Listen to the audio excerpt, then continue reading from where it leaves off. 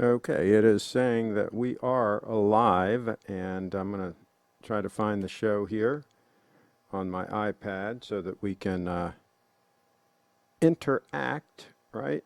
That's how we do it, and we got to make sure that the audio is okay.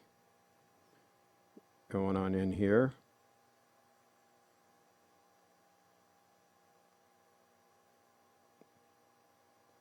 Let's see, got to get this playing so we can check the audio. Testing 1, 2. Sounds good. Sounds good on this end. Okay, so this is a little bit of a pre-show. We're not scheduled to go live until the top of the hour. You can see there we've got 18 minutes left before, excuse me, I got to drink something here. Before the top of the hour.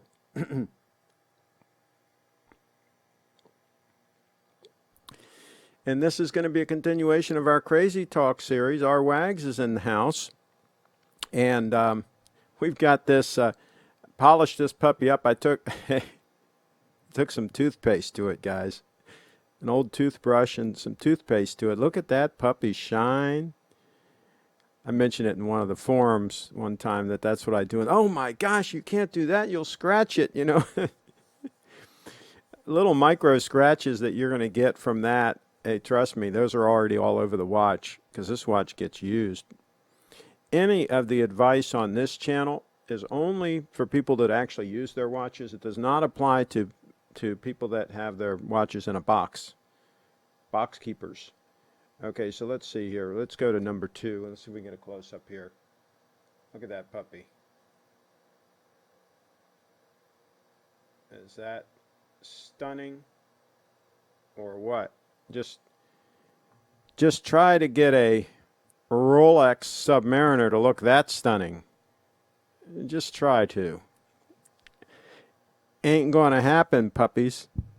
And I got a stupid comment that I'm gonna comment on too at the top of the hour. So let's see here. We've got Roger in the house. Roger's saying hi. And let's see. David is back from Europe. Just worked like a champ. Let us know which one you were wearing, David, when you were in Europe.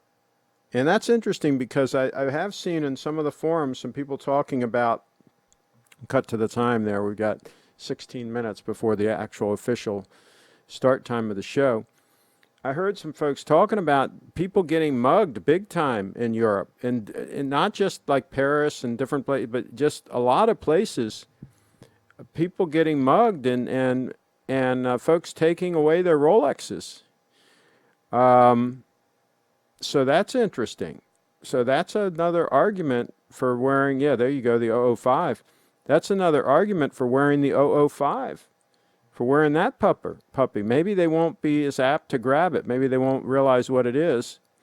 Most people don't know what a Grand Seiko is. They're pretty clueless. So that's another checkbox in a long list of reasons for wearing a Grand Seiko, folks. There you go. Yeah, and so let's see, just dish soap and water for my sub. Don't care about scratches, but do care about grime from work. Yeah, see, that's the thing. The toothpaste really does a good job. And what I do is I start in the inside of the bracelet with the brush, because that's where it gets most of the grime and all, is the inside of the bracelet, right? From sweat and all that. I clean the inside real good, and then I lightly brush the outside. And then the remaining soap, I just use my fingers to like just rub it all over everything. And then I rinse it thoroughly, and then I wipe it down with a microfiber cloth. And it's quick and easy. It comes out looking great. I don't do it that often, every couple of weeks or so, because I'm lazy, but I do it. And by the way, I've got my camera sitting here because I did want to point out one thing we're going to talk about in today's show is compromises. And I was shooting an event the other day, the PPF event, and I was shooting some video clips, and particularly of the performance of the band, Debbie's band. She wanted some clips of that and all. And I did Jody Messina and some other folks performing there. But what I did was I had one camera locked down on the tripod, the one that you're seeing, this main shot here, the A6500 with the 35 mil equivalent size. It's a 24 millimeter lens, but it's 35 mil equivalent on a crop sensor. But that was the fixed camera on a tripod. And then I used this for all the tight shots. So what I would do is I'd start the camera rolling, and then I'd start this one rolling, and then I would mainly be at 200 mils on this. This is a 70 to 200 f4 lens. But it's also stabilized, and there's 5-axis stabilization in the A7S camera body, right? A7S Mark II. So I'm hand holding this to shoot all the close-ups so that I can move around. I have a lot of flexibility in movement. Obviously, if it was on a tripod, it would be more steady, but I don't have as much flexibility when it comes to movement, right? So all compromises, right? So what I would do is I would get a tight shot on the guy strumming the guitar, and I'd hold that. I'd concentrate and hold it as steady as I could for like 5 seconds or whatever. And then I'd move to the next shot and do the same thing and repeat the process throughout the song so that in post, I could cut to those shots as I saw fit, right? And the trick is you only have to hold it steady for that 5 seconds, right?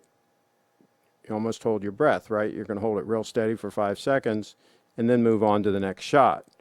Because you're not going to show the camera movement in post. You're going to cut that out, right? So that's how we do that. That's the quick, easy way to get what looks like a multi-camera shoot, what it actually is a multi-camera shoot, but it ends up looking like you probably had 5 or 6 cameras because you're always changing that camera angle of the second camera. So you're always mixing that up. And a monopod is not going to work well in that situation either because, again, it's going to slow you down significantly. You're not going to be able to have as much flexibility as far as, sometimes you want to be a lower shot, sometimes higher. You want a lot of flexibility, and you can't be fooling with a monopod. You can't be fooling with adjusting it and all that. You got to be very fluid.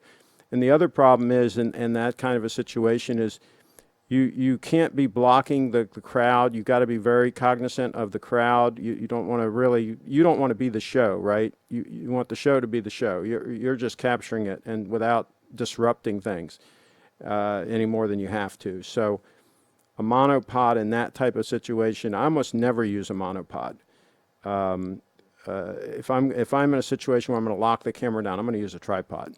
And I have a couple of monopods. I had one real good when I sold it. I still have a couple, but I almost never use them. So there's that. Let's see here. Busy September ahead. Oh boy, I'm telling you. In Chi-Town, and that's the way I pronounce it, says a happy Sunday. I want a SBGA229. Hook me up. Man, the 231 is, I would step up to the 231, really. I mean, I would not go 229 if you can swing a 321. I would go for the titanium. The titanium, it is a stunner and so comfortable on wrist. Look at that puppy. Somebody made a comment in one of the forums. Oh, I don't like titanium. It's so dull. Yeah, does this look dull to you guys? Okay, you're seeing the watch right now. Does that look dull? Put a D in the chat if that looks dull. Okay? Put a N for no if it doesn't look dull. Put an N if it doesn't look dull. And put a D for dull if it looks dull. Okay? There you go. Noel, nice telephoto, Craig. You'll have quality gear all around. See, Noel, I bought the reason I bought the F4 is it's considerably lighter than the F2.8, and I mainly shoot video. And with the A7S Mark II, you can bump that ISO up significantly, so you can make up for that loss of stop from F2.8 to F4. And I generally, F4, when I'm shooting at 200 mils on a full frame sensor like this, gives me plenty of a shallow depth of field. I don't need any more shallow depth of field than that, especially shooting video. If you're shooting a portrait or something, you're going to focus on their eyeball, you can have a very shallow depth of field. It's good to go. And I've got the 85 mil G-Master lens for that purpose. But for shooting video, this is fantastic because of the stabilization. So I get the stabilization in the lens and the body working together to give me really good, nice, stabilized, handheld shots when shooting video. So for video, this is really fantastic. It does a great job for portraits too, but generally speaking, for portraits, I've got the 85 mil parked on that puppy, the G-Master. Let's see here. If anyone is looking for a solid vintage style diver, I recommend the Zodiac Super Seawolf 53. It's a great watch, and I do have hands-on experience with using one. Well, there you go. Steve at Little Treasure Jewelry might take that trade. Follow up with him. Never know unless you ask. There you go. GS cleans up nice, Craig. There, Andrew in the house. Yeah, I think it looks pretty stunning. I do. And I'll tell you what, when I first got the watch, I liked the hands on it, but I wasn't like enamored with them. I kind of liked the hands on the Marine Master, would probably be my first choice. But the more I use this watch, the hands are very functional as far as pointing to the time and being extremely legible and easily being able to tell the minute hand from the hour hand. No guesswork at all. And so I think a lot of thought went into this, and now that I've owned it well over a year and use it virtually every day, I have to say I really like the hands on it now. I wouldn't change one thing about change one thing about the dial, period. And I know Mark made comments that he thought that the 5-minute markers were too small, that there was too much black space, but I think it works great. I think that you know they're plenty big enough. I think when you make those too big, it makes it look kind of like clownish. Like the maxi dial on the subs, it's okay, but I kind of liked the ones that were a little bit smaller, the older style ones. I mean, I could go with either, but this is kind of like in between those two, and I think it's like just right. Just right.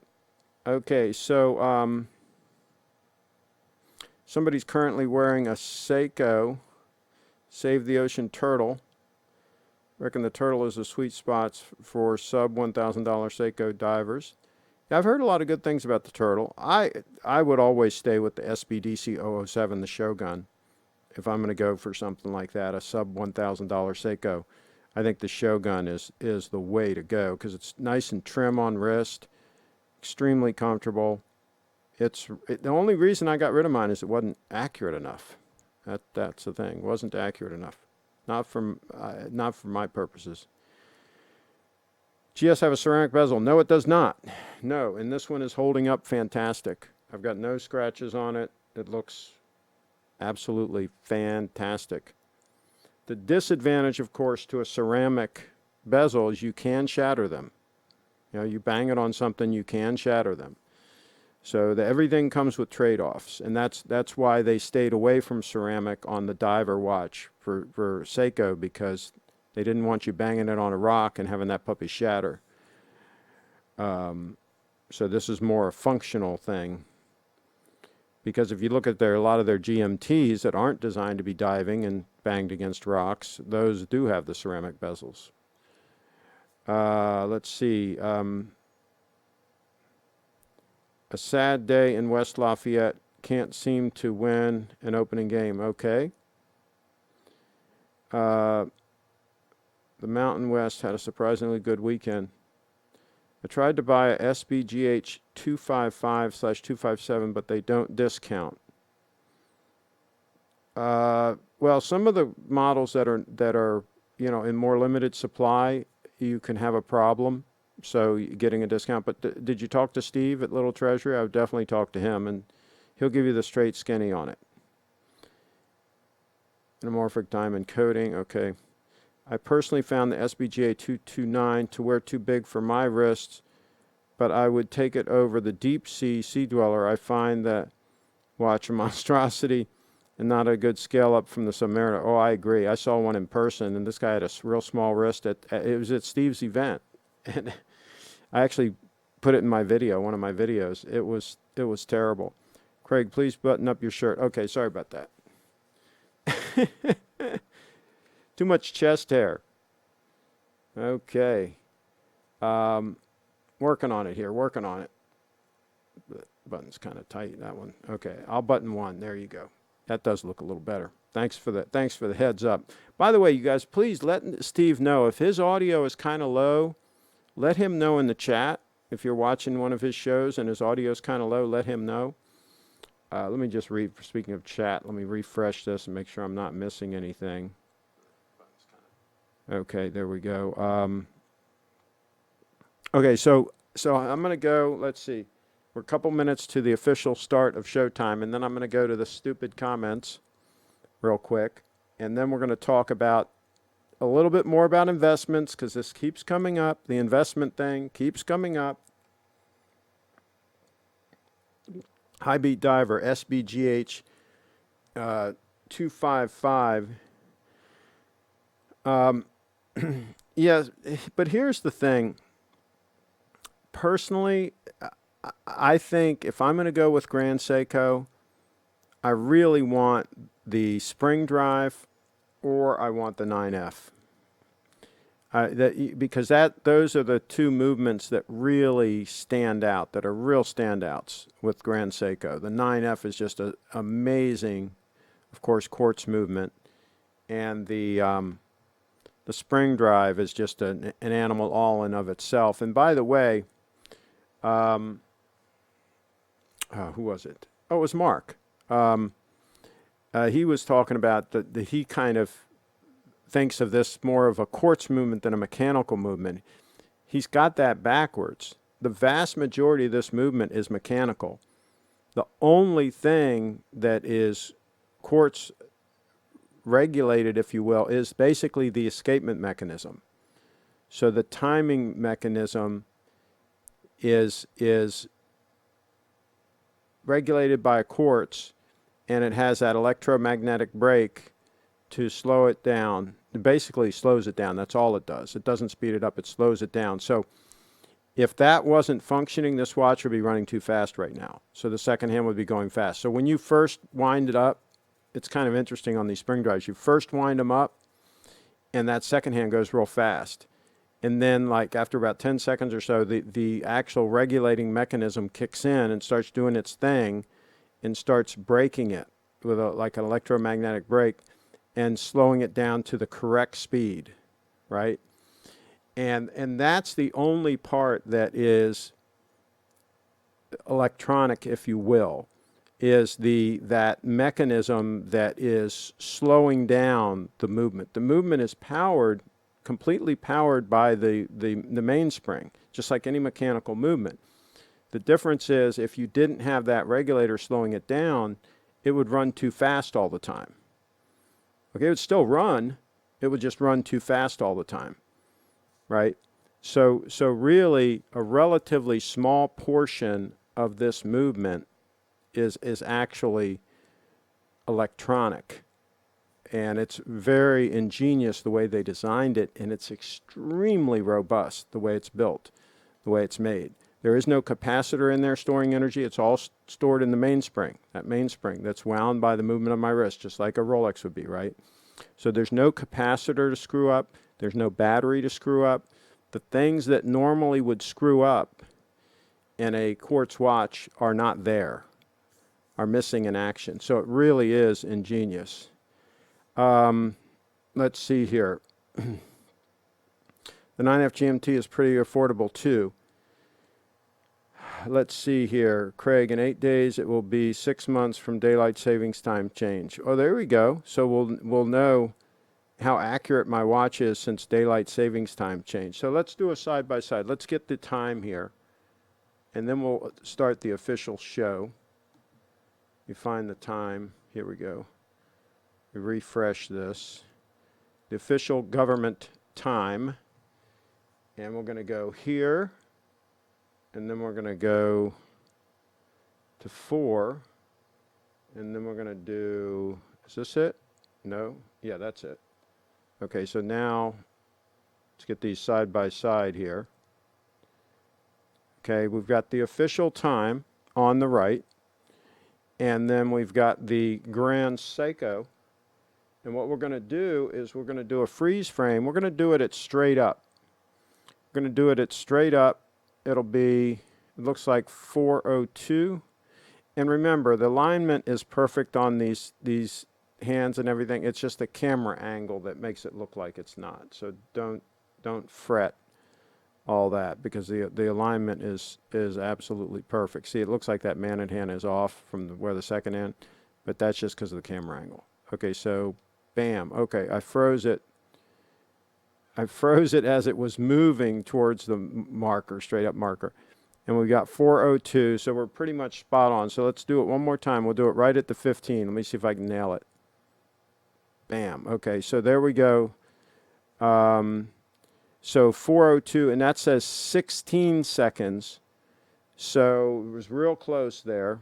Let's do it right at 30 here. Bam, 30, so 31. So it looks like I'm a hair slow on the Grand Seiko. You know, portion of a second, if you will. And this is after basically 6 months. So not too shabby, I say. Not too shabby. So let's turn off that effect. And let's go back here. So there was an official time check. And I can tell you right now, the this diver here is pretty close to the same. I'm looking at it right now, comparing it to that. And it's maybe a second fast, maybe 1 second fast, which I'd rather, of course, have it fast than slow. So this puppy is almost as accurate as the 9F. Very, very close. I guess you can consider that an escapement. Exactly. That basically serves the purpose of the escapement mechanism. That electromagnetic braking, where the wheel is spinning, right, and it's just slowing it down to the exact correct speed, so that this second hand that's just smoothing around, just smoothing right around, so that it keeps doing its thing right on time. Just keeps doing its thing right on time. That's how that works. So yeah, it's basically serving that purpose of the escapement. There is no escapement. Let's see. Mark is a dog expert, not a watch expert. There you go. I'm not sure one can say electronic. It's electromagnetic. Well, yeah, but that would electromagnetic brake is electronic. It's using it generates a small amount of electricity to do that function.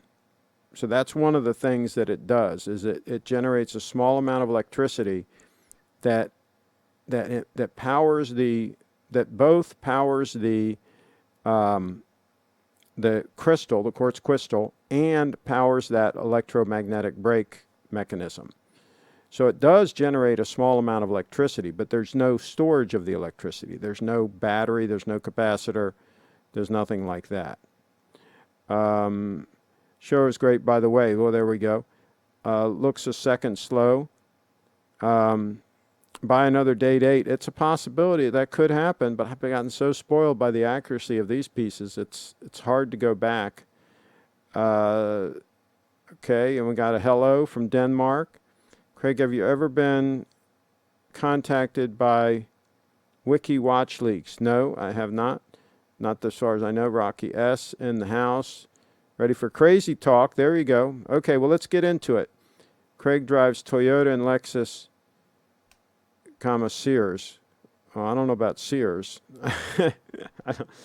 I used to shop at Sears when I was a little kid. We used to go and shop at Sears. It used to be a thing. But I think they're all gone now. Let's see. But I do drive a Toyota, and I have had a number of Lexus automobiles. More Toyotas than Lexus. I think I've had, let's see, 1, 2, 3 Lexus in my life. and more Toyotas than that, maybe 4 or 5 Toyotas. Seiko and Grand Seiko. Yeah, I don't have any Seikos right now. Okay, let's see here. Spring drive differs from a traditional quartz in that the quartz doesn't tell the hands to move. It just simply controls the mechanical movement from unspooling itself too quickly. Exactly. It just slows it down. It slows it down to the correct speed. Appreciate Japanese craftsmanship. But how about sushi? Sushi, I eat some sushi here and there. Accuracy at our age, we can time our nightmare bathroom runs with an atomic clock. Okay, so let's get into it here. Let's get into the stupid comments. Our crazy talk is going to start with a stupid comment from Rob K. Okay, so Rob K. today said, yes, there is better investments, but you wear a Rolex for years and then sell it if you need to for a lot more, so you enjoy it. In effect, you have it for nothing. Simple as that.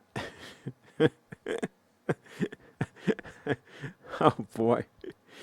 First of all, he should say, yes, there are better investments, not yes, there is better investments. But anyway, I digress. So here's the deal on that. We'll talk about Rob's. By the way, he has 0 subs and he has no videos on his account. Okay, so we'll talk about Rob's comments. Basically opining that a Rolex is a good investment because you can wear it for years and you can sell it for more than you paid for it. Well, here's the thing. First of all, it depends on how many years we're talking about.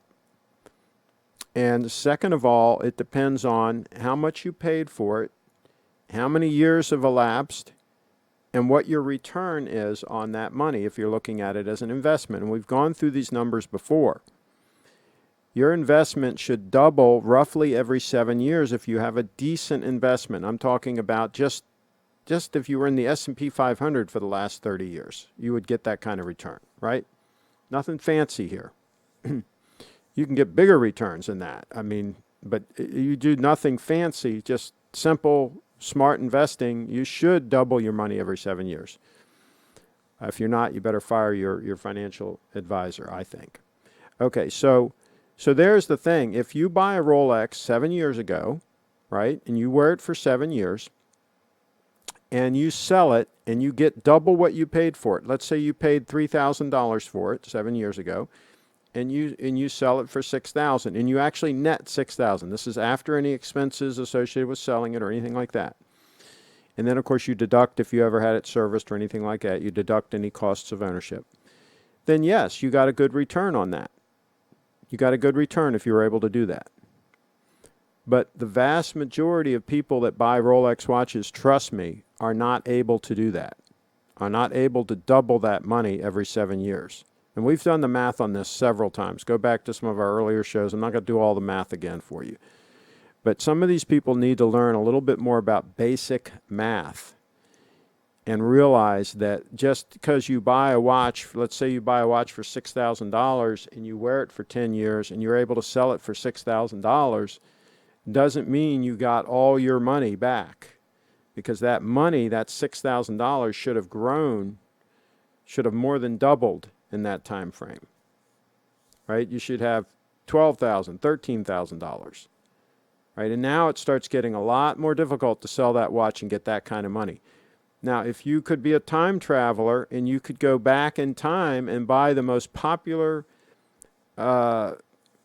Daytona out there, right?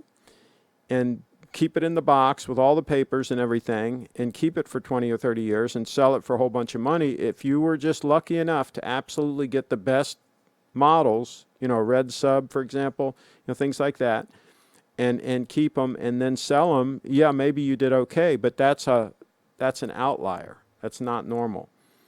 So that's the first stupid comment of the day that we just addressed. Let's see here. Craig, what do you think of the new Lexus 4-cylinder turbo engine first used in the Lexus LN? I'm not a big fan of any turbocharged engines. And personally, if I was buying a Lexus now, I would buy an older, like about a 10-year-old LS sedan with a V8 in it. That's what I would buy. If I wanted if I wanted a big, comfortable car, I would buy that. So no, I'm not a fan of the. I'm not even that big a fan of V6s. I'd rather have just the Lexus with the V8. The LS sedan, man, they're just bulletproof, reliable. They're just a fantastic car, and you can buy them relatively affordably because most people want the SUVs. So you can buy a 10-year-old LS sedan in mint condition out of the, one owner, garage kept, for a good price. A buddy of mine just bought one down in Florida. Craig, if someone put a gun to your head and forced you to vote for a Democratic presidential candidate, who would you choose? Who's that one? That one that's kind of hot, Tulsi Gabbard, or what's her name? That one that like threw the other one under the bus in the debate, and she's kind of hot. I'd vote for her in a heartbeat. The one that she was in the service. She's cool. I think she's cool. Anyway, you know who I'm talking about. My Seiko Acura does not power up anymore. Is it the capacitor? It's a good question. A buddy of mine just had one of his old Seikos serviced by Little Treasury. They just put a capacitor in it. That's why I'm not a fan of those watches with capacitors. I've just heard too many issues with them.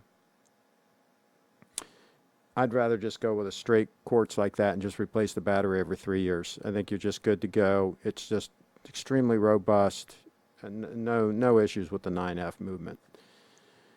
I have like 2 throwaway videos on my account. I don't get why I have some subscribers. Well, they like your throwaway videos. I have 6.5-inch wrist, but I bought the SBGA231. Do you think it will look okay on my wrist? 6.5. If you like a watch that looks kind of big on it's going to look kind of big on a wrist that size. There's no getting around it. But I think it'll work comfort-wise because it's lightweight titanium.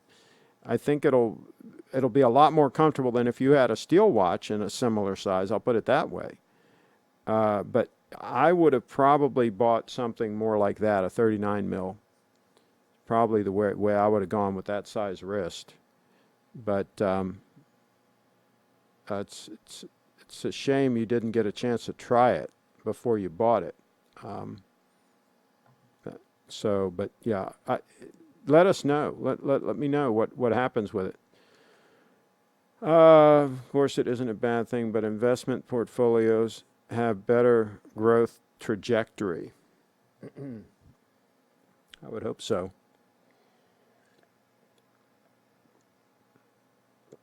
You timed that perfectly. Okay, I'm not sure what that is all about. Watches are meant to be enjoyed. Appreciation is just a cherry on top. Yeah, in other words, if you it when and if you sell your watch. See, if you choose wisely, if you really get the watch that you want that's going to serve your needs and all that, you don't have to worry about resale because you're just going to be wearing it. That's why I think when you're buying an expensive watch, and when I say expensive, I mean anything over $500 to me is expensive. You get up around $1,000, that's expensive. $2,000, that's expensive. $5,000, $10,000, that's expensive. Measure 7 times and cut once. Make sure that you get a watch you really like. Right? Take your time. This watch was on my radar screen for years before I pulled the trigger on it.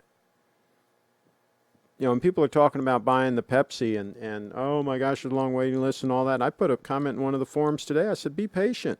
The market will adjust. These overinflated prices are not going to continue forever. The market will adjust. There will be a time when you'll be able to buy those watches at a freaking discount. Mark my words. Be patient. Be patient.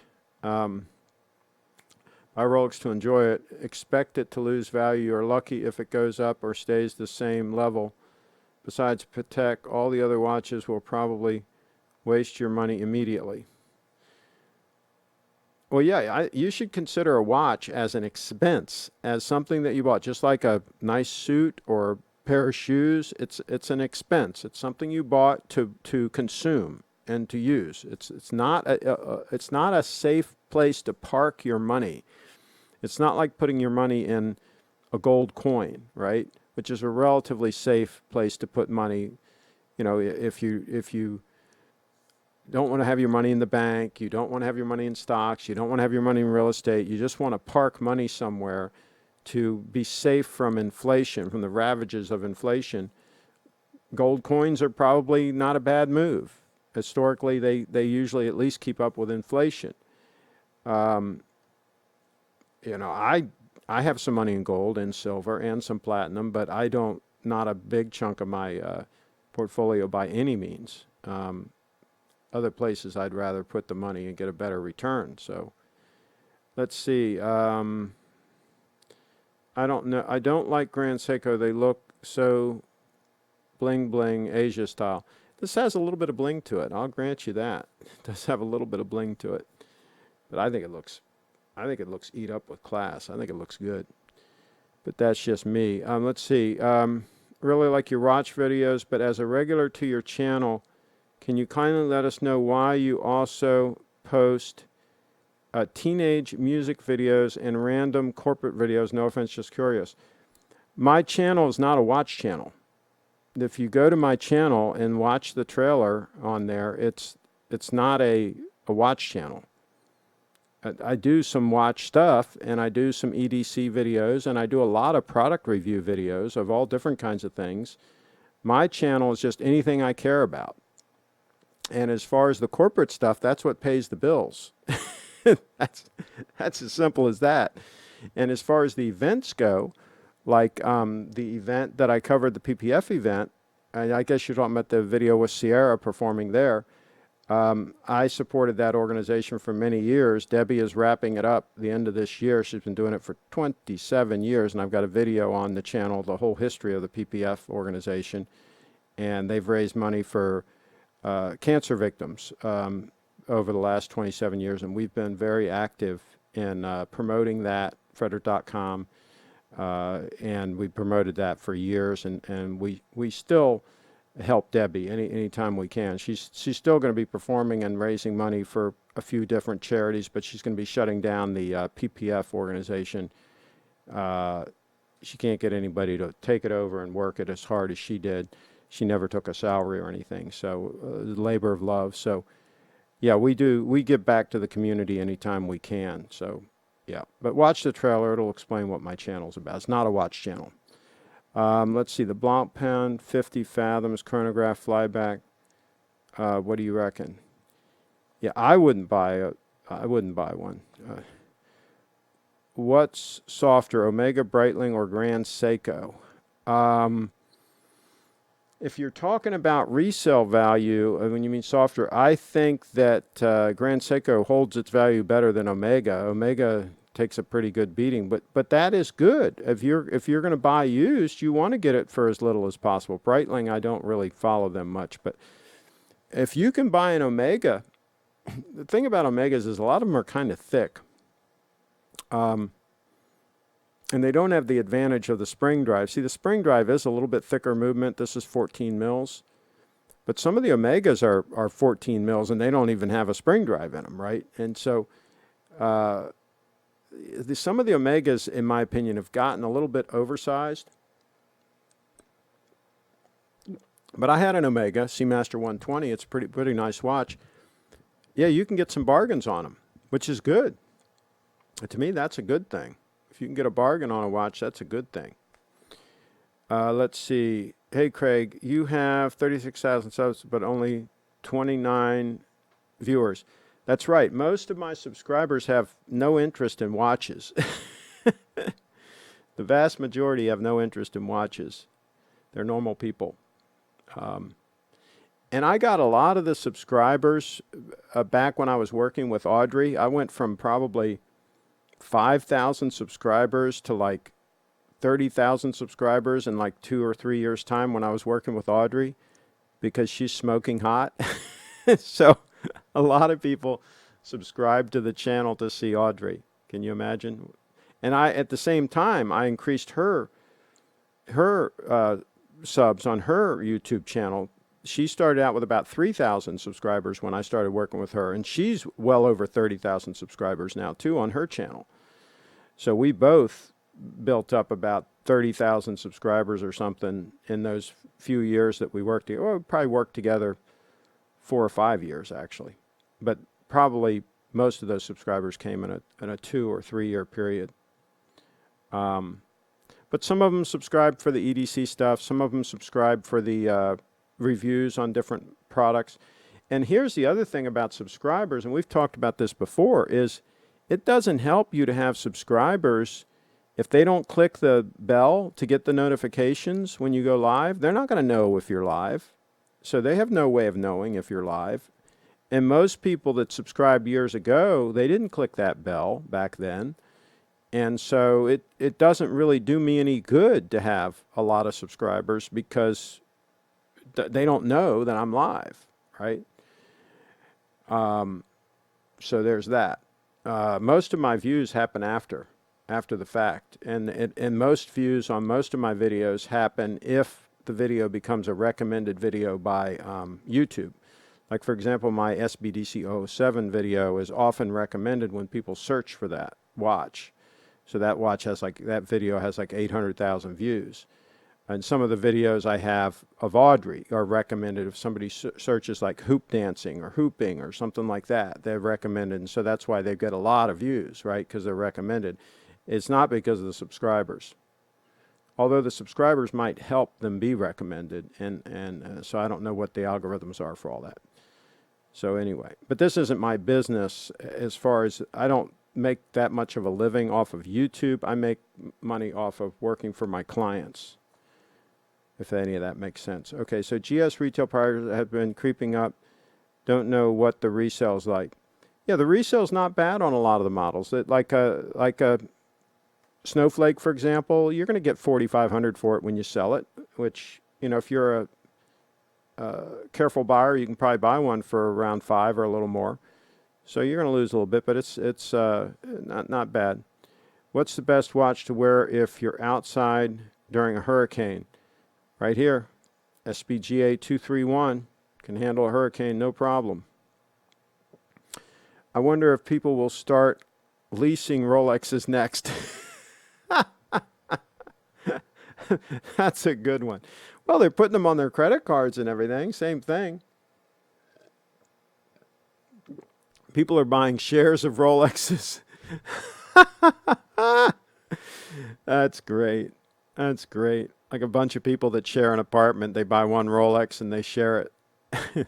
That's probably a good move. Pricing is already going down on Rolex. Yeah, I think some of the markets are softening a little bit. Over last week, they're deflating slowly, trending in the right direction. And see, here's the thing. Once it starts getting out that that's really happening, and a lot of these people that are holding like multiple steel Rolexes, and they all start panicking at the same time and all start trying to unload them at the same time, that's when you're going to see the crash. First, you're going to get like little cracks in the armor, right? And then you're going to see the penetrations. And it's going to be kind of fun to watch, I think. Watches are depreciable assets. Yeah, I wouldn't even call them an asset, really. I just call them an item. I mean, they're not really a legit asset if you think about it, for the most part. Very speculative at best. The real dividend of owning Rolex is that it is tough. It is. I can't write. I gotta get my glasses updated. It has a great service network to back it up, and it will most likely never look outdated or stale, except for some maxi case models. Okay, there you go. Especially if you buy like a DATEJUST. Yeah, that's going to be a timeless watch, or a Date 8. Talk about timeless. What's Audrey's YouTube channel? Just search Audrey Scherer, Audrey, Scherer, and you'll find it. Very easily, you'll find it. She is not putting anything up. She put some stuff up a year or two ago. She was going to start making a comeback, but then she went back in her shell. So she's pulled back in her shell. I talk to her fairly regularly, but she doesn't have any interest in being exposed to the trolls. Another talented young lady that the trolls drove right off of social media. How many kids do you have? What are they up to? I have some 3 goddaughters. I don't have any actual kids of my own. Thank goodness. Just like boats. Other people's boats are great, and other people's kids are great. You can spoil them, and then you can leave. And, you know, that's good. Good stuff. So, yeah. The only downside is buying one you don't like, but that won't be an issue because you can probably flip it for an extra buck. Maybe. Most people lose money when they sell a Rolex. When you look at all the ins and outs of doing it and all that, most people don't get their money back. Why do you think Audrey is smoking hot? It's because of her underdeveloped breast. She's a 7 out of 10. Hey, I mean, if you can do better than Audrey, you got it going on. But yeah, she's pretty freaking amazing. But yeah, if you've got a higher level of taste than Audrey, you're at a much higher level than me. I mean, God bless you. So, Craig, I know you don't like the Maxi case sub, but it's probably the ultimate dive watch for me because it's the right scale for my wrist. Wait, be patient. They might fix it next year. There's rumors they're going to fix it next year. So I'd be patient on that one. Or buy a pre-ceramic sub with the older style case. That's what I would do. Or buy a, hey, if you're concerned about the scale on your wrist, buy the Yachtmaster. It's got a gorgeous case on it. And it's the same size as a sub. And guess what? It's thinner. It's only 11.7 mils thick, I think. The sub is like 12.8 or something. What's the actual thickness of the current sub? Can somebody put it in the chat? Because it might be 13 mils. So the Yachtmaster would be significantly better. It's a lot thinner, so you can wear it for dress purposes. It's got a much nicer case. I think it's head and shoulders above the sub. Let's see. Omega is so much superior to Grand Seiko. Yeah, no, I wouldn't go there. I don't think it's anywhere near at the level of Grand Seiko's quality. Grand Seiko, great bargain. Ben Biza, Watch Doctor. You must not know anything about Grand Seiko, or you're just trolling. Let's see. Timeshares for Rolex. Yeah. Maybe that is why Rolex made the super case, so you can lease it out to someone, polish it, lease it to the next person, rinse, then repeat 5 times. Yes, somebody made a comment. Somebody made a comment in one of my. Somebody made a comment on one of my videos that the reason that it's so thick is so that they can polish it a whole bunch of times, right? And then eventually it'll be correct, right? I'm like, so I want to buy a watch and wear it for 50 years and have it serviced like 10 times and then finally have it look decent? No, I'm not going to go there. All right, Watch Doctor. Craig, you seem like an elderly gentleman who has traveled. What are your favorite North American cities you have visited? I actually haven't stayed for periods of time at a lot of different cities. I toured Florida extensively before I decided to buy my house down there, and I bought it in Sarasota, Florida. And Sarasota, in my opinion, is the most beautiful place on earth to live from about November to maybe very early April.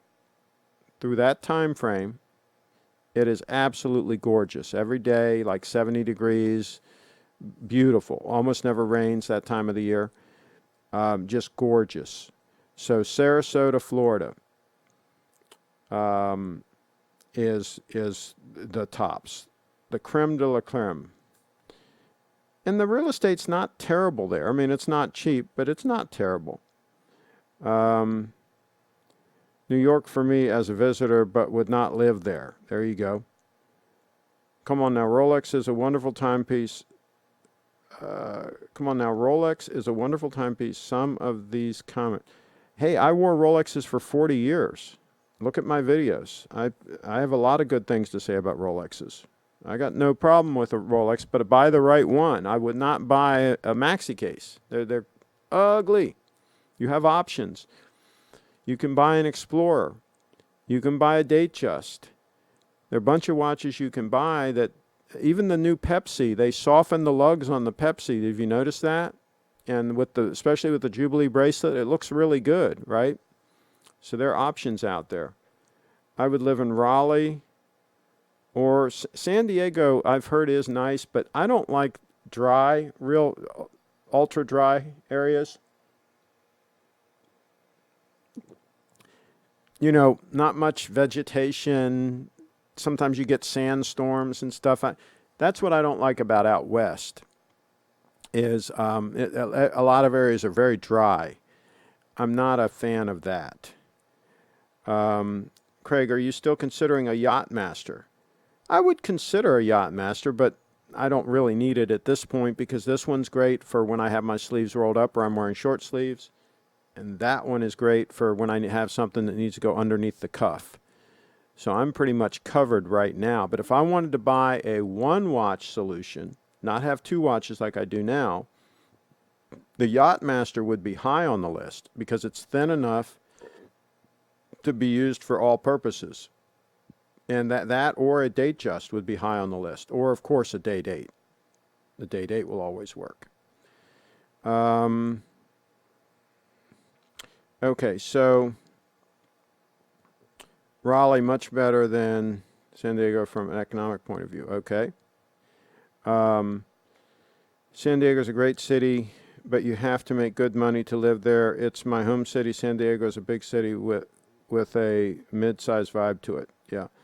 Again, I'm just not a fan of all the dry areas out west. That's why I like Florida so nice, is that you get the best of both worlds. You go there during the winter, and there's no problem with rain and all that. It very rarely rains.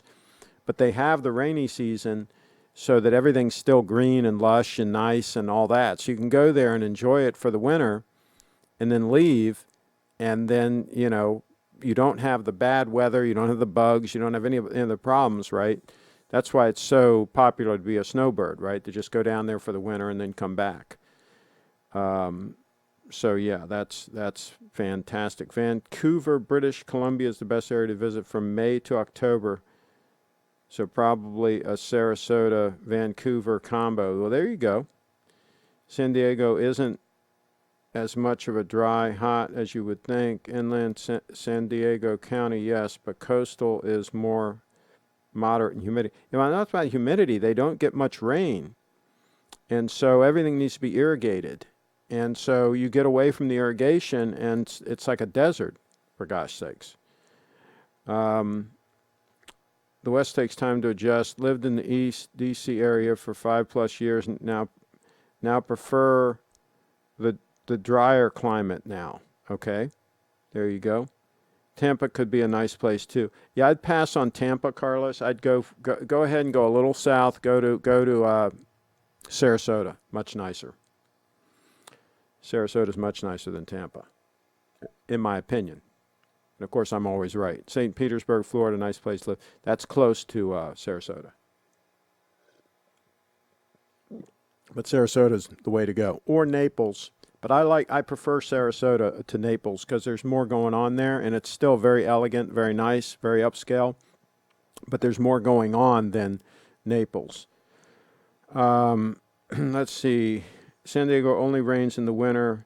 It's a Mediterranean climate on the edge of the desert. Exactly. Exactly. So most of the time it's pretty dry. So that's what I'm saying. And like I say, even though Sarasota is pretty dry in the in the winter time, you still get a rain occasionally. Like maybe every 10 days you might get a little bit of rain, or every 2 weeks, something like that. You get some rain, right? It's not totally dry during the winter, but it's not enough rain, and it usually rains at night, so it doesn't mess with your activities, right? And then, of course, in the summertime, it rains almost every night, thunderstorms and stuff like that, right? So they get some rain all the time during the rest of the year. And of course, now they're going to get a hurricane or whatever the heck they're going to get. So there's that. No, there's nothing perfect. It's just like there's no perfect camera, right? There's no perfect camera. There's no perfect watch. Certainly no perfect girlfriend. As was pointed out earlier, you know, somebody said that Audrey is a 7. Yeah, right. You've got a pretty rough scale. Let me pull up a picture of Audrey, and we'll have you guys rate. She'll love this, because she does check out my videos sometimes. Let's see. We'll pull up a picture of Audrey, and we'll have you guys rate. Okay, we're going to do a rating of 1 to 10. Okay. Let me find a picture here of Audrey. Let me find a picture.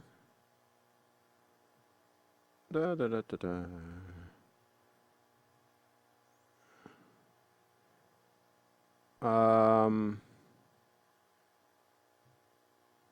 Well, I'll pull up one that I took at my house. I'll pull up this one. Okay. Okay, so here's a picture of Audrey. There's a picture of Audrey, okay? So a little serious look there, a little serious look going on, okay? And so there's one picture, and I'll show you one more, and you can rate in the chat. Find another one. Let me find one that's kind of sexy. Let's see here, because he said that she was underdeveloped. Let's find one. Let's see, here we go. Here we go. This one's a little bit racy. Just a little bit racy. I'm not going to get too racy here because this is a family-oriented show, folks. Family-oriented show. So there's Audrey. Okay, so let's get a rating in the... No, she almost never wears a bra. No, she doesn't wear a bra. Let's get a rating in the chat, okay? Anywhere from 1 to 10. Let's get a rating here. I'm going to say 10. I'm going to say solid 10. I might as well put that in here. Let's see, I'm going to put a 10 in. So there we go. Wait, I lost the chat all of a sudden. Let me go back in here and refresh. 1 to 10. Okay, there we go. Okay, we got another 10. We got another 10 rating. All right, and we'll give you guys a little bit more time to vote, and then we'll close voting here pretty soon. And now we do have, according to the chat number, we've got 33 people watching. Now, can't we get more people to do a vote? This is not complicated, folks. You just have to put a number in there, anywhere from 1 to 10. And if your girlfriend's watching and all, don't worry about that. It's okay. It's all good. I'll tell you what I'll do. I'll find one more. We got another 10 rating from Andrew. Let me find one more picture here. Let me find one more picture.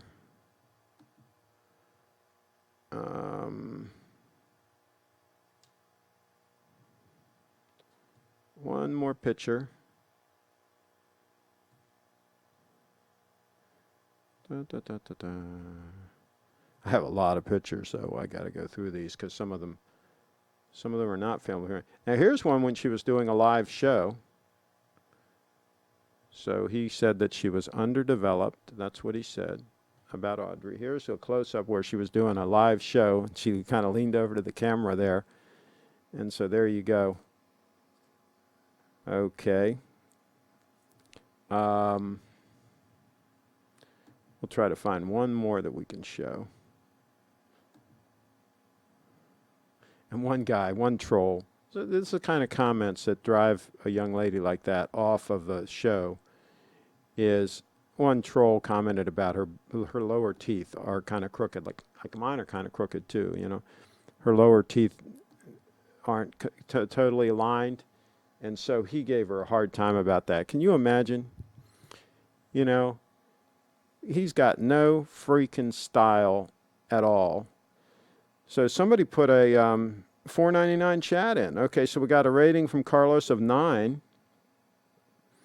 Okay, so we got a 9. Tattoos are a slight demerit. Yeah, but see, that's the thing. She's only got them up that one side, and I stopped her from getting any more. As soon as we met, I said, that's it, no more tattoos. And she didn't get any more, thank God. She's only got them up that one side. She's got the Led Zeppelin, you know, tattoos. And they look kind of cool because they accentuate her curves just in the right spot there. Where does Audrey live? Audrey is in Florida right now. I'm not going to tell you exactly where because she doesn't want me to give any real information about that. And let's see here. Let's see. David, my family lives in Las Vegas. It could be 110 degrees out. Las Vegas residents are still dressed in black, drinking. Okay.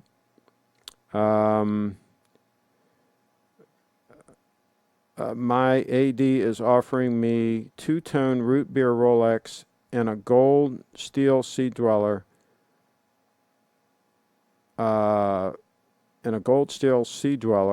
The 2019. Should I? Roger, finish the comment there. The root beer Rolex is kind of neat. I'm not going to give you any advice until I need more information on really what you're trying to do. Do you want to buy 2 watches? Offering a 2-tone root beer Rolex and a gold steel Sea Dweller. Are you trying to buy both? I wouldn't recommend that. I'm conservative. This month it will start to cool off, be nice in evenings. Okay. Let's see. We got another rating of 10 there. Okay. You have to leave space in the scale to the lady Miss Marilyn that got married recently. Yeah, she's something else too. You're talking about Christina Denny. Yeah, she was Miss Marilyn. You guys missed out, man. You snooze, you lose. I'm a dentist. Her teeth are fine. Well, her lower teeth are a little bit crooked, but I think it's fine. Tommy Lee, Audrey has incredible eyes.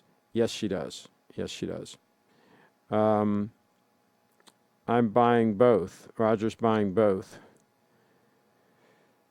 Well, Roger, I wouldn't recommend buying both. I would really find the watch that I wouldn't be concerned with what your AD is offering you. I would be concerned with what watch you want. You really want to wear. I wouldn't be buying it just to buy it because you can, because he's got it. You're asking me for my advice, and I'm giving it. I would find the watch that you really want to wear. Like I enjoy wearing this watch all the time. I constantly get pleasure out of wearing and using this watch and knowing that it's spot on accurate, super comfortable on wrist. I'm blown away pretty much every day by the performance of this watch and by the comfort of it. And so if some AD offered me some watch that would not serve this purpose, I would say thanks, but no thanks, because I have no need for it, right? So that's the thing. Mr. Robert put in a 10 rating. Okay, so we've got a lot of pretty high ratings here. So I think I'm safe in my... See, I was an appraiser for many years. I appraised antique and classic cars, so I made judgments on things like this. And I thought my judgment was still pretty good. I thought saying that Audrey's pretty much fantastic and unbelievably attractive and very fit and a lot of fun. I thought that that was all an accurate assessment. I thought that I was not exaggerating. So yeah, now I've been vindicated that I'm not totally crazy. Only get a sea dweller if you can flip it the next day. That's a good point. I would prefer a day date to those two tones. Oh, I agree. I would absolutely buy a day date. And Roger, put in the chat, what size wrist do you have?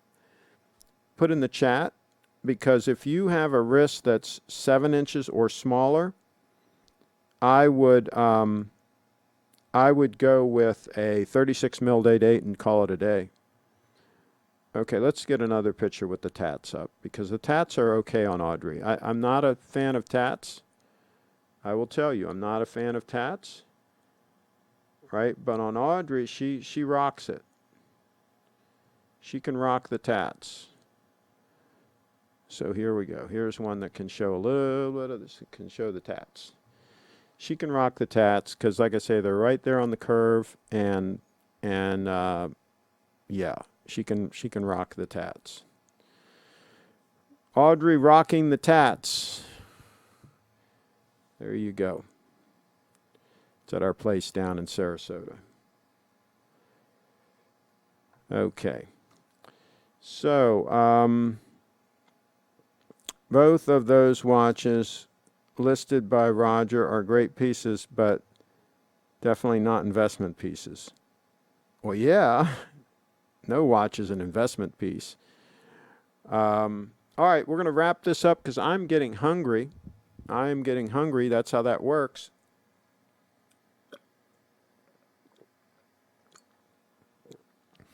And we pretty much solved all the world's problems anyway.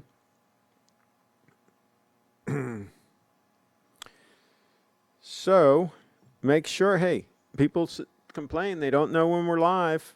Click on the little bell. If you don't click on the bell, you're not going to know when we're live. That's how that works. So click on the little bell so that you'll get a notification. And I'm going to wrap this puppy up, and I'm going to eat dinner. You all do the same. Have a great weekend, rest of this holiday weekend, and enjoy all of September. Thanks again. Let me switch to the timekeepers there. Remember, click that bell.